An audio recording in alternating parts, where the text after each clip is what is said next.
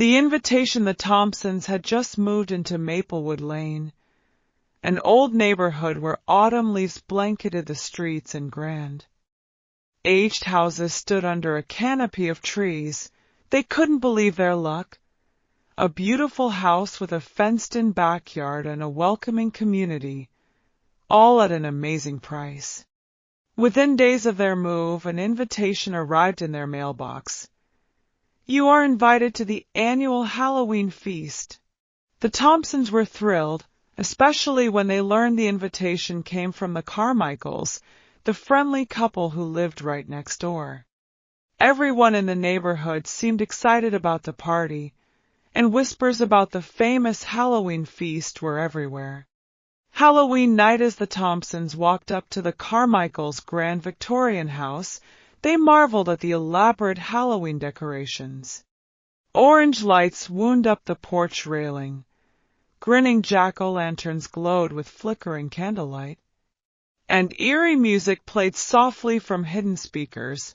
The air was thick with the scent of roasting meat and spices, making their mouths water.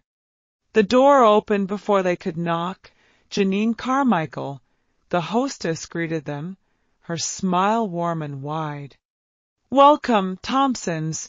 We're so glad you could join us," she said, ushering them inside. Her husband, Walter, appeared behind her, equally welcoming, wearing an elaborate skeleton costume. Inside, neighbors were mingling, dressed in various costumes. Some wore vampires' fangs, others donned witches' hats, and a few even wore blood-stained aprons. But the Thompsons noticed that something about the scene felt odd. There was a strange energy in the air, an almost feverish excitement, like everyone was holding back laughter or a secret.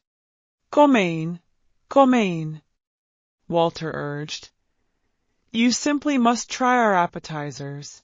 Janine guided them to a large table set up in the dining room. It was covered with trays of meat skewers, stuffed pastries, and small sandwiches. Lindsay Thompson took a bite of a savory pastry and marveled at the taste. "This is amazing," she said.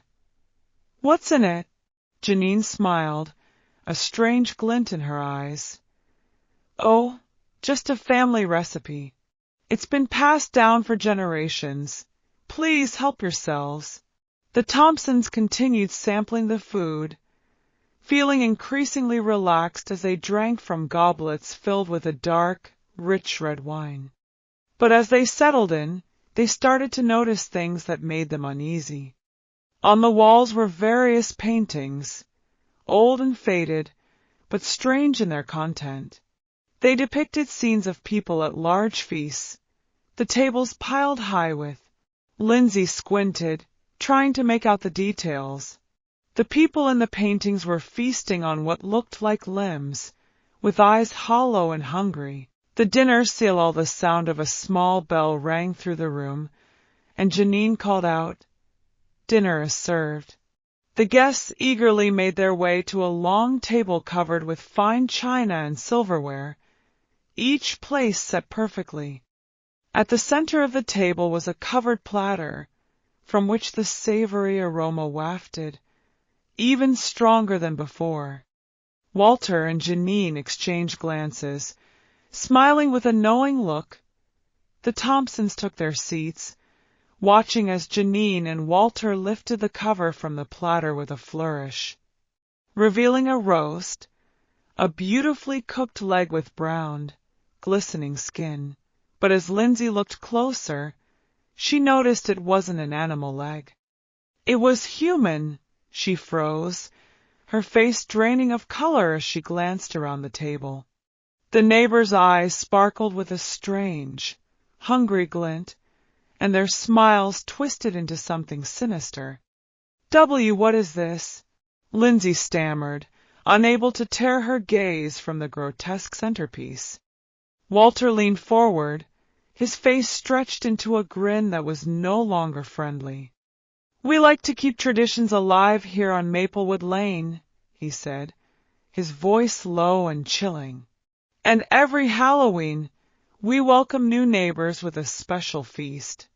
The room seemed to close in around the Thompsons as the other guests watched them, their faces slowly revealing their true intentions. Smiles turned to sneers, and hands that had once offered them drinks now closed into claws. "This can't be real," whispered Lindsay's husband Tom, his voice trembling.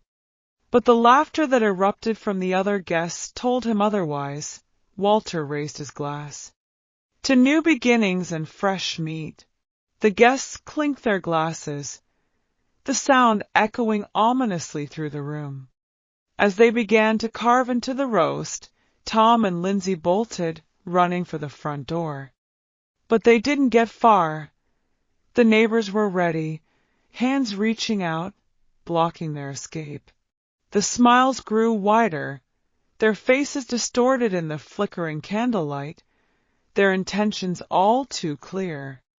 Outside, the decorations seemed to take on new life, and the orange glow of the jack-o'-lanterns turned a sickly shade of red.